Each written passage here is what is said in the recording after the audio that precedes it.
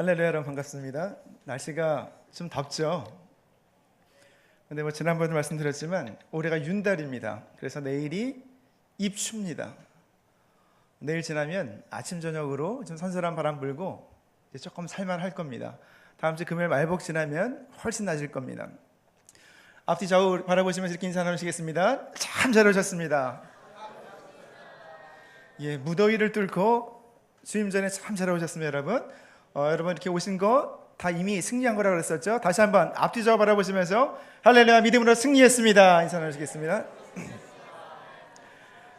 사랑의 하나님 감사합니다.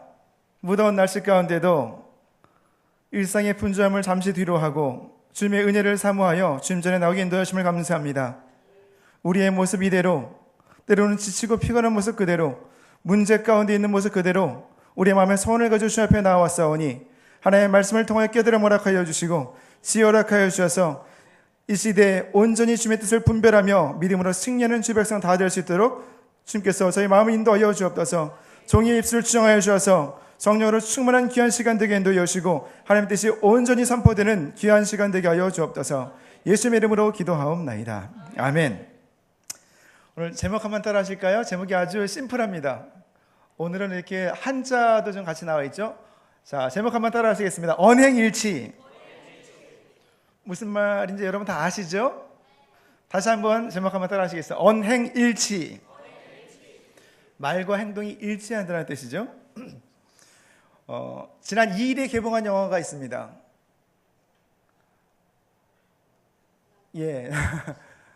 어제 오후로 집계를 해보니까 개봉한 지 나흘 만에 관객 동원 수가 300만을 넘었습니다. 역대 최고 명량의 기록을 지금 위협할 만한 올 여름 영화계를 굉장히 뜨겁게 달구고 있는 영화입니다. 이 영화는 1980년 5월 18일부터 27일까지 광주에서 있었던 사태를 조명한 영화입니다. 독일 기자 위리겐 하츠페터라는 기자가 위험을 무릅쓰고 와서 광주 사태를 취재하고 또 그때 택시를 운전해서 광주로 이 하츠페터를 이렇게 라이드를 해줬던, 인도를 해줬던 김만섭이라는 한국 택시 운전사의 그 실화를 바탕으로 만든 영화입니다. 저도 제가 대학 다닐 때만 해도 대학교 들어가면 오리엔테이션에서 두 가지를 했습니다. 첫 번째는 인원과 상관없이 엄청난 괴짜기의 술을 가지고 온 거고요. 다 먹더라고요. 다 죽는 거죠, 그렇게. 두 번째는 이게 더 사실은 굉장히 충격적이었는데 저희 때만 해도 대학을 들어가면 오리엔테이션 때 다 광주 비디오를 보여줬습니다. 저는 저희 친가는 서울이 고향입니다. 저희 외가는 강원도고요. 저희 처가댁은 북한입니다. 저는 전라도 경상도에 아무런 친척이 없습니다. 그런데 광주 비디오를 보면서 뭔가 울컥하고 올라오더라고요. 이때도 마찬가지죠. 1979년 12월 12일 소위 말하는 12.12 쿠데타를 일으키고 우리나라 헌정사상, 역사상 1960년 5월 16일 5.16 혁명 이후에 두 번째 쿠데타입니다.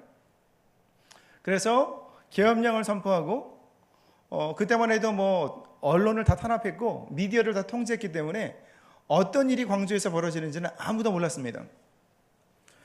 그때 언론은 어떻게 보도를 했냐면 수많은 사람들을 실탄 사격한 거 여러분 아시죠? 공수부대 투입하고 수많은 사람들이 진압대 그리고 또 공수부대 군인에 의해서 숱한 목숨을 잃었습니다. 그런데 그때 언론은 어떻게 보도를 했냐면 당시만 해도 TV 뉴스는 이렇게 시작합니다. 전두환 대통령은 오늘 항상 대통령의 소식이 가장 먼저 이렇게 소개가 됩니다. 그리고 쭉 어떤 내용이 소개가 되냐면 광주에 종북 좌파 세력들이 북한에서 온 빨갱이들과 깡패들이 광주에 모여서 나라를 전복하려는 그런 위험한 시도를 한다. 그래서 계엄령을 선포한다. 이런 내용입니다. 그런데 이렇게 폭도들이라고 이렇게 이제 그분들을 그러니까 오도된 보도를 하고 그런 모습에 대해서 언론인으로서 이 위리겐 하츠페터는 이 사실을 밝혀야겠다고 생각하고 광주로 내려가는 것이죠. 이 김만섭이라는 택시 운전사가 이 사실을 같이 보고 경험을 합니다. 그리고 광주에 있는 택시 운전사들이 당신은 이제 올라가시오. 이제 보내주는 것이 그 영화 중간 대목 중에 하나입니다. 그런데 서울로 샛길을 통해서 올라오다가 그 피 흘리는 광주 시민들의 모습을 계속 떠올립니다. 그리고 파란 눈에, 벽안이라고 하죠. 파란 눈에 외국인 기자가 그 현장을 누비면서 그 모든 실상을 이렇게 카메라에 담는 모습을 떠올리면서 다시 택시를 돌려서 광주로 들어갑니다. 영화 끝부분에는 사실은 이름을 김사복이라고 이름을 바꿔서 알려주고 결국은 이 위리겐 하시페트를 만나지 못하고 이분을 만나지 못하는 것에 끝이 납니다. 그리고 2016년에 이 위리겐 하시페터는 이 김사복이라는 사람을 만나고 싶습니다. 원래는 이름이 김만섭이라고 거기 나오죠. 근데 이름을 제대로 가르쳐주지 않은 겁니다. 만나고 싶습니다 하고 세상을 떠나죠. 지금 그때 시절을 돌이켜보면 분명히 안기부나 기무사나 보안대에서 이 택시 운전사를 잡아서 고문하고 죽였을 겁니다. 거의 그렇습니다. 당시만 해도 만날 수가 없는 거죠. 어쨌든 이런 시위와 더불어서 1987년에 연세대 2학년 이한열 씨가 최루탄에 맞고 목숨을 잃게 되면서 6월 29일에 전두환의 뒤를 이은 노태우 대통령이 이제는 투표를 통해서 민주적으로 대통령 선거를 하겠다. 그 전만 해도 국회에서 다 정했었습니다. 그러면서 문민정부가 최초로 수립되는 계기가 됩니다. 이게 우리가 소위 말하는 6.29 선언입니다. 그리고 나중에 91년에 강경대 사건을 마지막으로 해서 92년부터는 대학가의 시위가 학원 자주화 투쟁으로, 등록금 투쟁으로 좀 변하게 됩니다. 이제 학생운동은 끝나는 거죠. 이 광주 그 사태 당시에 국가가 언론을 통제하면서 보도했던 그것은 실상이 아니었죠. 겉과 속이 다른 보도입니다. 그렇게 군사정부가 쿠데타를 일으키고 사람들을 이렇게 죽이고 압제했던 것, 왜 그런 일을 했을까요? 어떻게 보면 자신이 생각하는 대의를 이루기 위해서 다른 사람들의 목숨을 전혀 소중하게 생각하지 않는 이기적인 어떻게 보면 욕심, 그러니까 대의 명분이 따르지만 그것은 사실은 좀 삐뚤어져 있는 개인적인 욕심 때문에 그렇게 한 것입니다. 결국 나라를 위한다고 하지만 결국은 나라를 망쳐버리는 겉과 속이 다른 언행일치가 되지 않는 언행불일치의 사건인 것입니다. 사도 요한은 오늘 본문을 시작하면서 3장 13절 형제들아 세상의 너희를 미워하여도 이상히 여기지 말라 하고 말을 합니다. 예수님을 주님으로 믿는 사람, 그런 사람을 우리는 그리스도인, 크리스찬이라고 한다고 그랬었죠. 크리스찬은 크라이스트 팔로우라는 뜻입니다. 그렇기 때문에 세상이 여러분 예수님을 어떻게 했습니까? 십자가에 못 박았죠. 세상이 그리스도를 십자가에 못 박은 것처럼 예수님을 따르는 그리스도인을, 크리스찬을, 크라이스트 팔로워를 어떻게 대할 것인 것을 우리는 어렵지 않게 예상할 수 있습니다. 예수님을 미워했던 것처럼, 예수님을 십자가에 못 박았던 것처럼 우리도 미워하고 할 수만 있으면 우리를 십자가에 못 박는 것처럼 우리를 고통스럽게 하려고 끊임없이 누리는 것이 세상입니다. 그런데 예수님이 거룩하시기 때문에 우리도 예수님을 따라 거룩해지려고 노력을 하죠. 히브리어로 거룩이라는 것은 코데시라는 겁니다. 헬라어로는 하기오스모스라는 겁니다. 이게 무슨 뜻이냐면 어원이 구별, 분리 이런 뜻입니다. 그러니까 세상과 분리되어서 주님과 하나가 된다. 예수 그리스도와 한 마음을 품는다. 요한 사도가 썼던 요한복음의 내용, 특히 15장의 내용처럼 그것이 세상과 구별되어서 하나님께 우리의 몸과 마음을 드리는 것, 그것이 거룩입니다. 그러니까 우리가 함께 한 마음 한 뜻으로 하나님께 우리 마음을 드릴 때 이 우리가 드리는 예배에는, 성전 가운데는 하나님의 거룩하신 임재가 가득하게 되는 것입니다.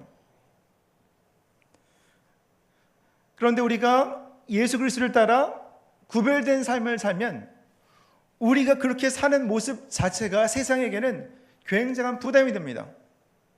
세상이 하는 것처럼 하지 않고 우리는 다른 모습을 보이기 때문에 그것이 세상에 대한 정죄가 되기 때문에 세상은 우리를 미워합니다.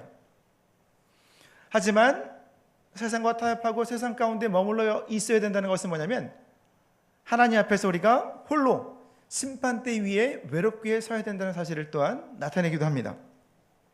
그것은 마치 1980년 5월 18일 이후에 5월 27일까지 광주에서 일어난 사건들을 그때는 아무리 언론을 통해 통제를 했지만 결국 오늘날 만천하에 다 낱낱이 드러나는 것과 같습니다.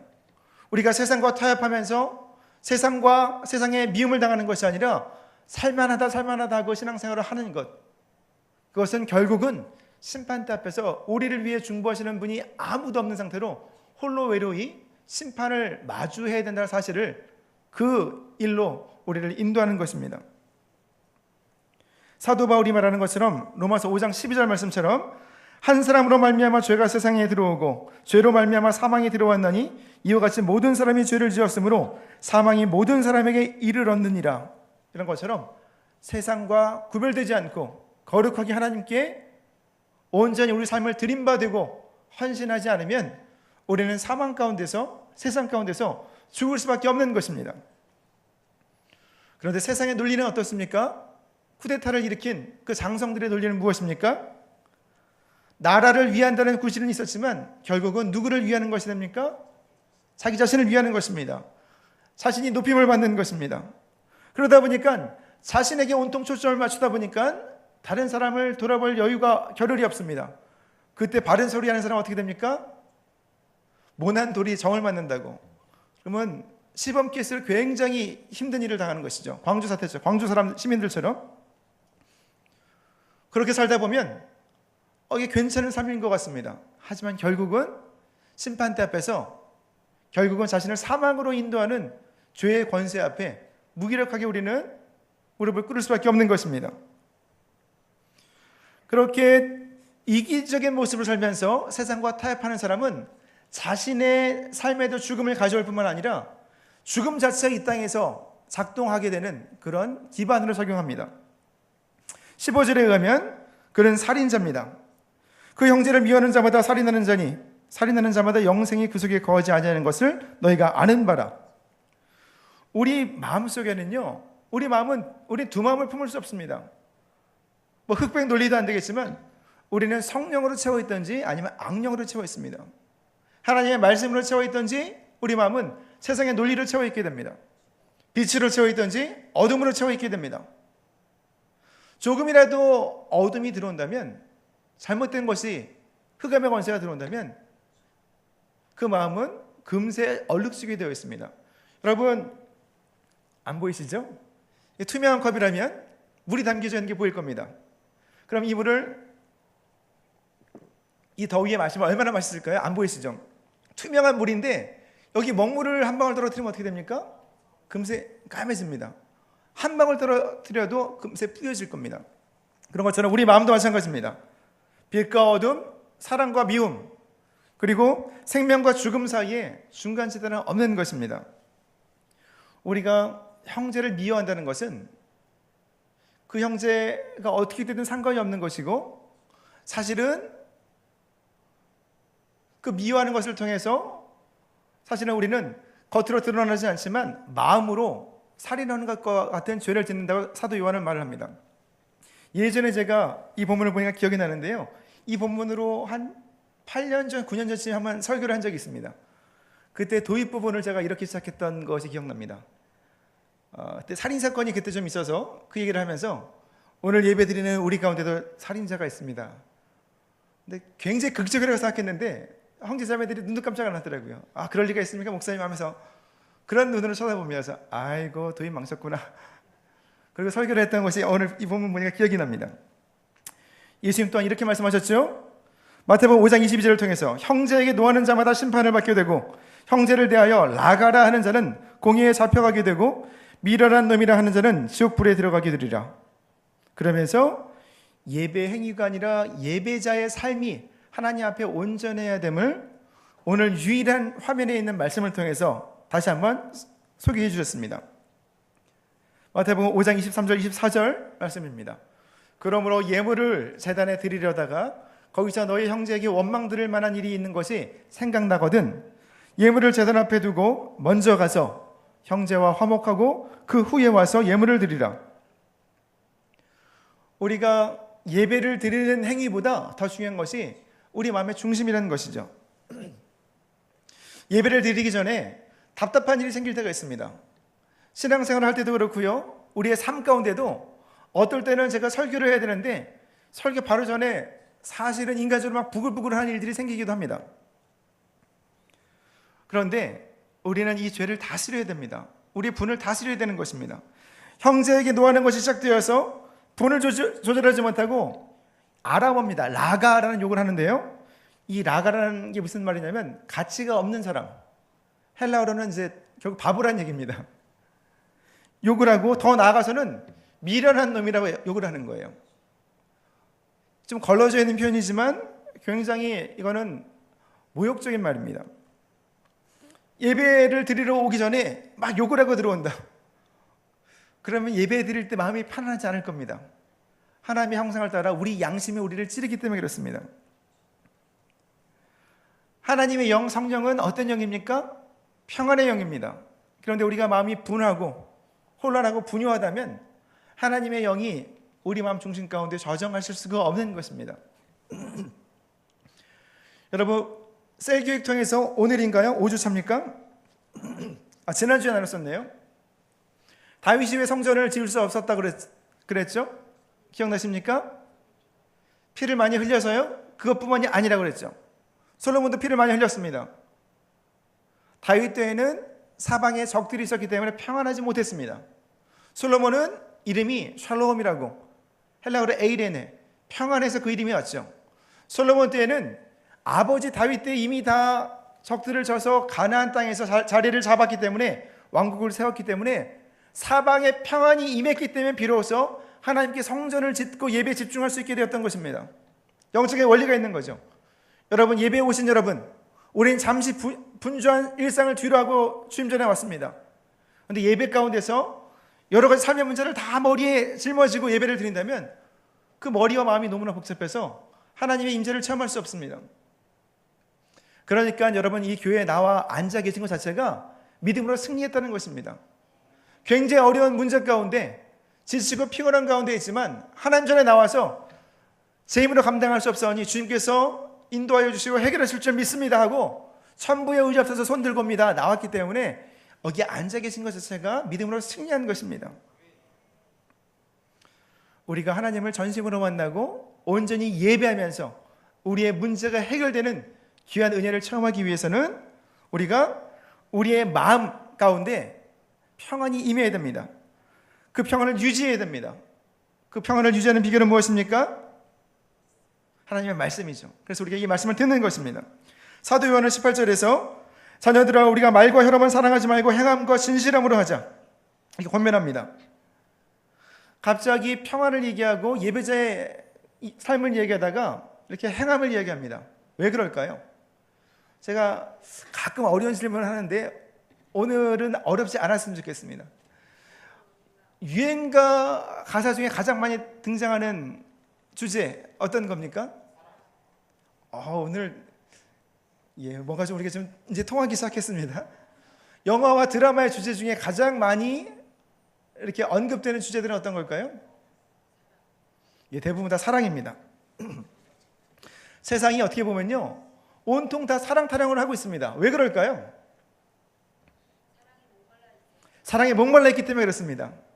우리가 입술로는 막 사랑을 부르짖는데 진정한 사랑을 우리는 경험하지 못하기 때문에 우리가 사랑 가운데서 헤맬수록 더욱더 우리는 사랑에 목말라지게 되는 것입니다. 그래서 진실한 사랑, 행함이 있는 사랑, 옆에서 가만히 손잡아주면서 힘을 주는 사랑을 우리는 기대하고 기다리고 있는 것입니다. 그런데 그 사랑은 말과 혀로 완성되지가 않습니다. 행함과 진실함으로 완성됩니다. 이 택시 운전사의 그 김한섭 씨가 차를 가지고 도망가다가 자꾸 광주 시민들의 얼굴이 생각나서 어린 딸이 혼자 기다리고 있는데, 보니까 제 또래더라고요. 혼자 기다리고 있는데 그 딸을 홀로 있는 부인과 사별을 하고 택시 운전을 하면서 딸 때문에 마음을 잡고 생활하고 있는데, 이제 좀 무사히 올라가려다가 가다가 평안히 길을 가다가 광주 시민들의 얼굴이 어른어른거리면서 차를 갑자기 돌려서 돌아가게 되죠. 제가 마음속으로 돌리지 마 막 딸내미를 둔 아버지의 마음으로 딸내미가 너무 마음에 안 드는 거예요. 그런데 돌리는 모습을 보면서 참 잘했다는 생각이 듭니다. 그 모습이 말과 혀가 아니라 행함이 있는 진실한 사랑이죠. 같이 가서 죽을 고비를 넘깁니다. 그리고 취재가 다 완성되도록 도움을 제공하죠. 그렇게 고통받는 광주 시민들의 품으로 돌아가는 것, 그런 모습, 여러분도 평안하다 내가 참 평안해야 되는데, 그런데 무언가를 다른 사람에서 한 걸음 더 나아가는 것, 그것이 작은 사랑입니다. 어려운 게 없습니다. 근데 우리 힘으로는 그런 사랑을 베풀 수가 없습니다. 작은 것 하나도 우리 힘으로 할 수가 없습니다. 하나님의 사랑, 하나님께서 그리스도를 이 땅에 보내주신 그 사랑을 깨닫지 않으면 우리는 아무것도 할 수 없습니다.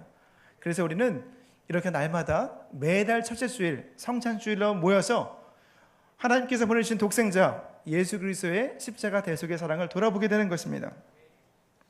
19절, 20절은요, 신약 성경에서는 별로 난해 구절이 많지는 않은데 신약 학자들이 굉장히 어려워하는 난해 구절입니다. 이게 그 호티라는 접속사, 이게 뭐 때문에라는 뜻인데요. 19절에 이로써, 이것이 이제 호티라는 헬라어 접속사입니다. 그래서 두 가지로 해석을 합니다. 첫 번째는 3장 20절 하나님은 우리 마음보다 크시다라는 의미 가지고 하나님 앞에 똑바로 죄를 고해라 라고 해석하는 게 소수설입니다. 두 번째는 그들의 양심 때문에 가책을 느끼는 이 소아시아 교인들에게 우리를 바라볼 때 우리는 너무나 엄격할 수도 있고 때로는 좀 관대할 수도 있지만 모든 것을 주관하시고 모든 것을, 우리 모든 사정을 헤아리시는 하나님께서 우리의 죄만 바라보시는 것이 아니라 우리의 연약함과 우리가 눈물 가운데도 마음을 드리려고 노력하는 모든 모습을 다 헤아리고 계신다는 사실을 강조하는 부분으로 해석하는 것이 다수설입니다. 그러니까 하나님은 우리가 드리는 작은 믿음, 작은 사랑의 실천을 기뻐하시는 분이고 그것을 보시고 우리에게 은혜를 베푸시는 분인 것입니다. 그러니까 우리는 그 하나님의 사랑 앞에서 아빠, 아버지라고 사도 바울의 어떤 고백처럼 우리는 담대함을 얻어서 하나님께 나아가게 됩니다. 어린 자녀가 구김살이 없이 아버지 앞에 어떤 모습으로 상관없이 나아가는 것과 같은 것이죠. 그런데 믿음이라는 것, 여러분 우리가 항상 믿음에 대해서 이야기를 하는데 믿음이란 말 자체가 굉장히 애매한 말입니다. 믿음이란 말 자체가 약속된 것을 내가 지금 가지고 있지 않다는 것을 전제로 하기 때문에 그렇습니다. 그러니까 그 약속이 이루어질 때까지 불안한 것이 너무나 당연합니다. 믿음은 어려운 것입니다. 그렇기 때문에 그냥 눈으로만 말씀을 바라보는 것은 우리의 믿음이 확신을 갖지 못하게 합니다. 우리가 하나님의 말씀을 가지고 우리가 그 앞에서 몸부림치면서 하나하나 실천하라고 노력하는 그런 선한 싸움을 싸우는 모습을 통해서 믿음이 우리의 삶 가운데 확신으로 임하게 되는 것입니다. 그러니까 우리는 말씀 앞에 적극적으로 묵상하면서 우리가 할 수 있는 우리의 실천을 드리는 것, 그런 태도가 그리스도인의 믿음의 삶에는 필요한 것입니다. 성경에서 가장 짧은 장은 어디일까요? 아까보다 조금 어려운 시편 117편입니다. 몇 절까지 있을까요? 2절까지 있습니다. 1절, 2절. 그러면 성경에서 가장 긴 장은요? 가깝습니다. 시편 119편입니다. 여러분 히브리어 알파벳이 몇 자로 구성되는지 모르시겠죠? 22자입니다. 알렙, 베이트, 기멜, 달렛 쭉 나갑니다. 22개인데 시편 119편은 1절부터 8절까지는 첫 번째 알파벳 알렙으로 시작하는 그런 구절들입니다. 굉장히 시적으로 이거는 히브리어 원문으로 봐야지 우리가 기가 막히게 받아들일 수 있습니다. 9절부터 16절은 그 히브리어 알파벳 두 번째 베이트로 시작합니다. 그리고 시편 119편 99절을 제가 소개할 텐데 97절에서 104절은 13번째 알파벳 패로 시작하는 모든 구절이 다 패로 시작합니다. 굉장히 문학적인 기교가 들어있는 그런 절이 성경에서 가장 긴 장 시편 119편입니다.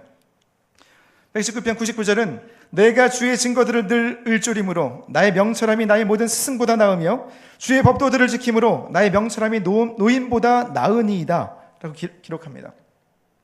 결정적인 순간에 나이와 상관없이 지혜로운 선택을 하고 결단을 하는 사람들이 있습니다. 그런 사람들은 영적인 분별력을 가지고 소유한 사람들이죠. 어떻게 그렇게 영적인 분별력을 가질 수 있을까요? 날마다 말씀을 통해서 읊조리면서 약속의 말씀을 따라 기도하기 때문에 그렇습니다. 그 가운데 작은 실천을 통해서 사랑을 행하면서 삶 가운데 책망받을 일들을 없애고 하나님 앞에서 믿음으로 의롭다함을 받고 담대함을 얻게 되는 것입니다. 그러면 3장 22절, 행함과 진실함으로 우리는 담대함을 얻을 뿐만 아니라 무엇이든지 구하는 바를 하나님께 얻습니다. 근데 마음에 책망할 것이 없다는 것, 그렇다고 정말 책망할 것이 없을까요? 우리에게는 책망 받을 것이 너무나 많이 있습니다. 그래서 알고 짓는 죄는, 여러분이 생각하기에 너무 꺼려지는 죄가 있죠? 그것이 성경 기독교 윤리적으로 중립적인 것이 될 수 있습니다. 그런데 그것이 신앙의 전통과 교회나 우리나라의 문화에서 거리끼는 것이라면, 그것이 우리에게 죄책감을 주는 것이라면 그것은 우리의 삶 가운데 죄로 적용합니다. 우리의 마음이 거리낌 있게 하고 하나님 앞에 책망받을 것처럼 양심의 가책을 통해서 죄의식을 주는 것입니다. 그러면 담대하게 하나님 앞에 나갈 수가 없는 것입니다. 담대함을 얻는 행함의 근원은 예수 그리스도의 이름을 믿고 주님께서 가르쳐 주신 그 계명대로 지키는 것입니다. 22절이죠. 23절, 그의 계명은 이것이니 그 아들 예수 그리스도의 이름을 믿는 것입니다. 이게 무엇을 뜻합니까? 예수님을 그리스도 주님으로 받아들이는 것입니다. 사실 믿음이라는 것은 신약 성경에서 누가 가장 많이 사용하는 용어입니까? 사도 바울의 용어입니다. 요한서신에는 오늘 본문에 처음 등장합니다. 이후로는 많이 등장을 합니다. 그 믿음의 대상, 예수님이 그리스도고 하나님의 아들로서 저와 여러분의 죄를 깨끗게 하시고 우리를 죄와 사망의 권세에서 영원한 생명으로 인도하신다는 사실을 우리가 믿음으로 받아들일 때 우리 삶 가운데는 하나님의 은혜가 임하게 되는 것입니다. 여기는 복음의 선포가 담겨져 있습니다. 우리가 종종 간증하죠. 간증을 우리가 즐겨하는 이유는 개인적인 경험에 대해서 누구도 왈가왈부할 수 없기 때문에 그렇습니다. 간증은 하나님을 증거하는 증언으로서 굉장히 효과적일 수가 있습니다. 하지만 그럼에도 불구하고 그 간증 가운데 예수님이 주님이심이 나타나지 않는다면 그것은 복음과는 전혀 상관이 없는 간증이 됩니다. 복음의 핵심은 무엇입니까? 예수님의 삶과 죽음, 십자가 대속과 부활의 은혜가 우리 가운데는 복음으로 임하는 것입니다. 22절 말씀처럼 우리가 구하는 것을 받는 것은 단순히 그 하반절의 말씀대로 계명을 지키고 그 앞에서 기뻐하시는 것을 행했기 때문이 아닙니다. 먼저 순서는 이런 것이라고 했죠. 순서가 굉장히 신앙생활에 중요합니다. 우리가 예수님을 주님으로 받아들이고 믿으면, 그러면 하나님과 한마음이 되어서 하나님께서 기뻐하시는 것이 무슨 일인지 어떤 것인지 우리는 깨닫게 되고 분별하게 되는 것입니다. 그러면 그 일을 우리가 담대히 행할 수 있는 것이죠. 우리 힘으로 할 수 있는 것이 아닙니다. 예수님이 광야에서 5병이요 7병이요 사건하시죠. 5,000명을 먹이시고 4,000명을 먹이신 사건을 통해서 우리는 하나님의 나라에서는 아무도 굶주리지 않는다는 사실을 깨닫게 됩니다. 우리가 예수의 이름을 붙들고 주님 앞에 나오면 영적으로 우리는 영적인 목마름이 다 해결이 되고 영적으로 풍성한 은혜를 얻을 수 있음을 우리는 상징적으로 알게 되는 것입니다. 병든 자를 고치시고 심지어 죽은 자를 살리시는 예수님의 사역을 보면서 우리는 질병과 육신의 질병과 더 나아가서는 죽음까지도 예수님께서 주관하시고 다 굴복시키신다는 사실을 우리는 또 깨닫게 되는 것입니다. 예수님 십자가 위에서 내가 목마르다 하고 대속제물로 드려주셨기 때문에 우리는 더 이상 목마르지 않습니다. 영원한 생수의 샘물을 얻게 되는 것입니다. 나의 하나님 어찌하여 나를 버리셨나이까 라는 예수님의 외침 덕분에 우리는 나의 하나님 어찌하여 나를 받아주셨나이까 라고 감사함으로 선포할 수 있는 것입니다. 이번에 제2작전사령관이죠. 육군 대장의 사건을 여러분 잘 아실 겁니다. 조리병과 공관병을 굉장히 힘들게 했죠. 옛날 같으면 뭐 제가 군대 생활할 때도 그때 구타가 있었거든요. 그래서 그때 구타 금지, 얼차려 금지, 뭐 가혹행위 금지 뭐 이런 게 계속 화두가 되었는데요. 요즘 세상이 참 제대로 잘 바뀌었습니다. 그런 일이 일어날 수 없는 거죠. 육군 대장, 우리나라는요 쿠데타를 일으킨 나라이기 때문에 예전에 또 일제 치하를 겪었고 한국 전쟁을 겪었기 때문에 군인들의 의전서열이 굉장히 높습니다. 우리나라 공무원 의전서열 1위는 이것도 한번 나눠볼까요? 누굴까요?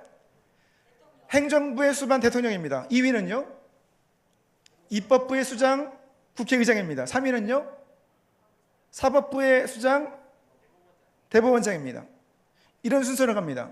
그런데 그리고 쭉 뭐 부총리가 있고 중간에 뭐 쭉 있죠. 그 다음에 장관급이 있는데요. 가장 장관사를 높은 사람은 외교부 장관, 두 번째 통일부 장관, 내려오면서 국방부 장관 밑에가 국방부 차관이 아니라 육군 대장들입니다. 우리나라 대장 몇 명 있을까요? 8명 있습니다. 육군 참모총장, 해군 참모총장, 해병대 공군 참모총장, 그리고 합참의장, 함의연합 부사령관, 제1사령관, 또 제2작전사령관, 제3 야전사령관 8명입니다. 여러분 군대에서 장성이 여러분 병들은 장군들을 만날 기회가 거의 없죠? 장군이 스타가 뜨게 되면 어떻습니까? 보통 연대장이 오신다 그러면 막 난리가 나죠. 장군이 오게 되면 군악대가 의전을 하죠. 이게 스타 마치라고 해서요.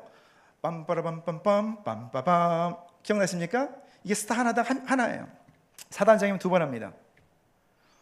그 밑에 장군을 10명 정도 거느리는 사단장만 3명에서 5명, 뭐 부군단장, 또 여단장 몇 명을 거느리는 한 10명 정도 별들을 거느리는 군단장 같은 경우에 우리나라에 32명 있습니다. 군단장 같은 경우는 빰빠람빰빰 3번 합니다. 육군 대장 4번입니다. 여러분 이런 예포를 들을 기회는 전혀 없습니다. 저도 팀 스피리트 훈련할 때 그때 제가 대장 4번 들은 거 보면서 막 위압감이 느껴지더라고요. 이 육군 대장이 하루아침에 나락으로 추락합니다. 이번 장로님입니다. 사모님은 권사님, 형님은 목사님입니다. 간증 집회에서 제가 종교에 구애받지 않고 모든 장병들을 똑같이 사랑하겠습니다. 그런데 종교가 다른 불교, 가톨릭 이러한 사병들을 주일날 다 교회로 강제로 끌고 가죠. 결국 언행일치가 보이지 않은 모습이죠. 머리로만 복음을 알고 입술로 신용만 한 것입니다. 그러니까 말과 혀로만 했지 행함과 진실함으로 복음의 사랑을 보여주지 못한 것입니다.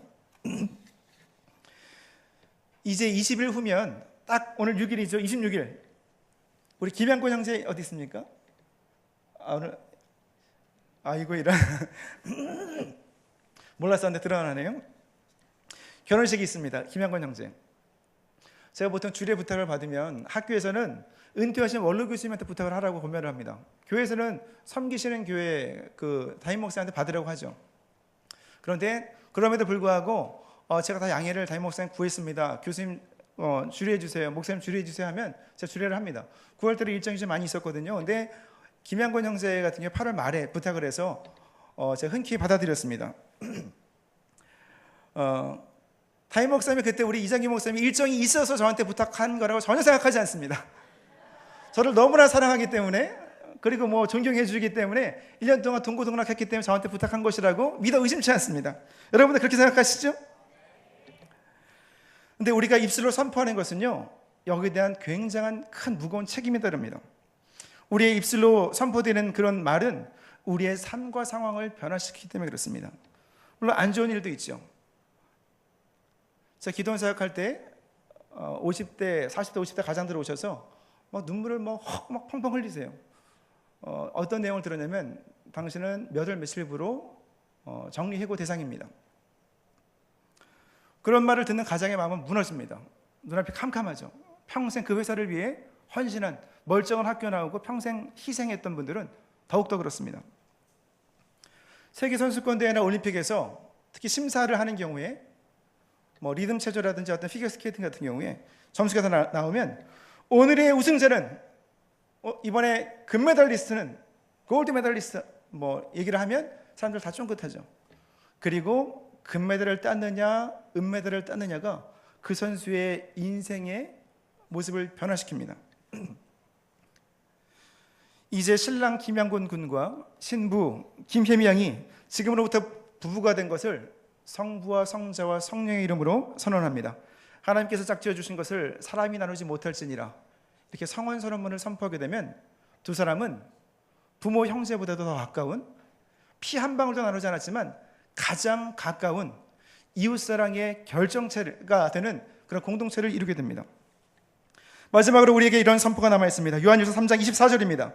우리에게 주신 성령으로 말미암아 그가 우리 안에 거하시는 줄을 우리가 아느니라. 이 선포는 더 이상 우리가 죄의 노예, 세상의 노예가 되어서 살아가지 않는다는 사실을 선포합니다. 예수 그리스도의 십자가 공로로 대속함을 얻게 되고 부활 승리의 영광에 동참하면서 문제가 해결되는 것이 아니라 그 문제를 바라보는 관점이 복음 안에서 변화된 것을 선포하는 것입니다. 그 입술의 고백이 저 여러분 가운데 있기를 원합니다. 진정으로 그 선포를 한 것, 그것이 우리 삶에 임하는 것 어떻게 드러납니까? 여러분의 삶의 변화를 통해 드러납니다. 변한 그 모습을 통해 여러분 주위의 사람들이 변하는 모습을 통해서 그것이 말과 혀로만 선포하는 것인지 행함과 진실함, 이 사랑으로 선포하는 것인지가 구별되는 것입니다. 성경 말씀을 계시라고 합니다. 특별한 때에 특별한 사람을 통해서 주신 특별한 말씀이라고 해서 일반 계시가 아니라 특별 계시라고 합니다. 이 계시라는 것이 이렇습니다. 애초에 처음부터 그냥 교리서를 던져주신 것이 아니라 우리가 성경 말씀을 통해 이 계시가 우리가 직접 이 계시를 우리 삶에 받아들여서 겪게 하시고 우리의 삶을 통해서 이 계시가 우러나오게 하시는 것이 하나님의 뜻입니다. 그래서 이스라엘 백성들이 그렇게 광야에서 고생을 하고 굉장히 어려움을 당한 것입니다. 저 여러분의 삶에도 마찬가지입니다. 그냥 계시의 말씀 그냥 받아들이시겠습니까? 아니면 그 말씀을 붙들고 여러분의 삶에서 경험하면서 여러분의 삶의 모습을 통해서 우러나오게 하시겠습니까? 강한 믿음, 승리하는 믿음이란 아무것도 없는 진공 상태에서 나오는 것이 아닙니다.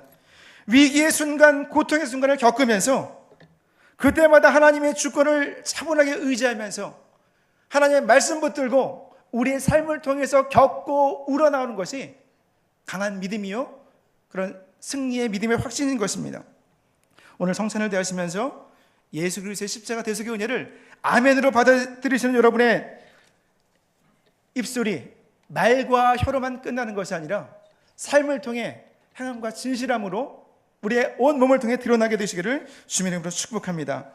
이 시간 우리 수련회 주저가죠 357장 부르시고 잠시 우리가 입술로 기도하시고 주의 성찬을 대하겠습니다. 찬송가 357장 부르시겠습니다.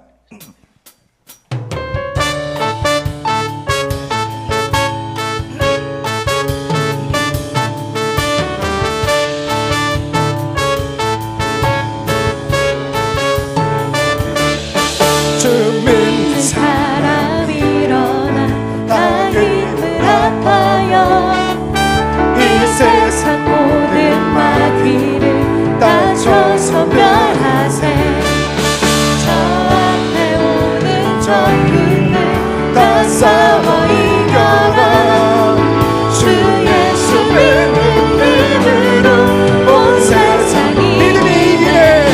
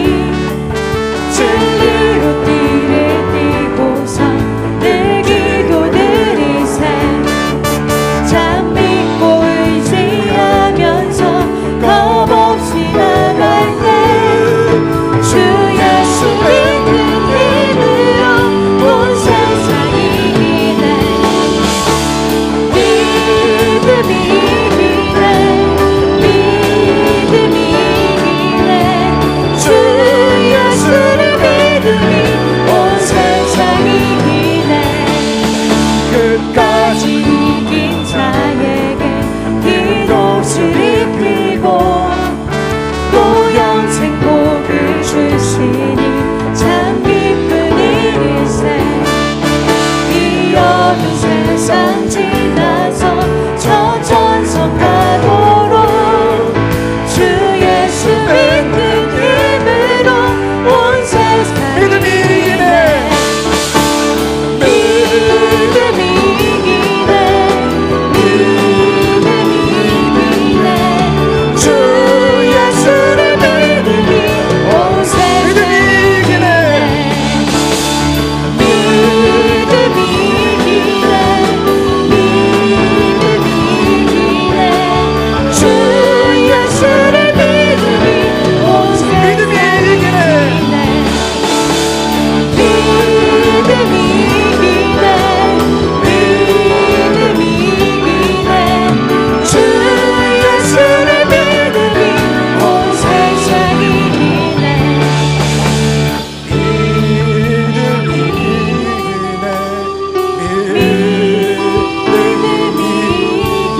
이기네 주 예수를 믿으니 온 세상 믿음이 이기네